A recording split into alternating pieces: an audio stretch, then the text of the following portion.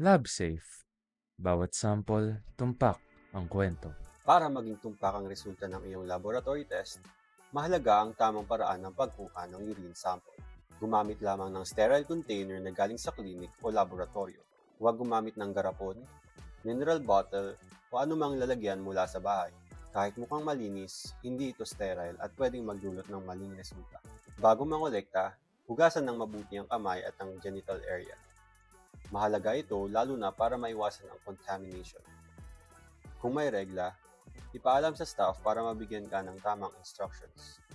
Para sa karamihan ng test, hinihingi ang clean catch midstream urine. Ganito ang tamang paraan. Una, umihi muna sa inidoro ng saglit. Pangalawa, habang tuloy-tuloy ang pag-ihi, ilagay ang sterile container sa gitna ng agos para kunin ang sample. Iwasang hawakan ang loob ng container o takip. Pagkatapos makuha ang tamang dami, isara ng maigi ang container. Huwag punuin hanggang gilid, sapat na ang kalahati o gaya ng itinayo ng staff.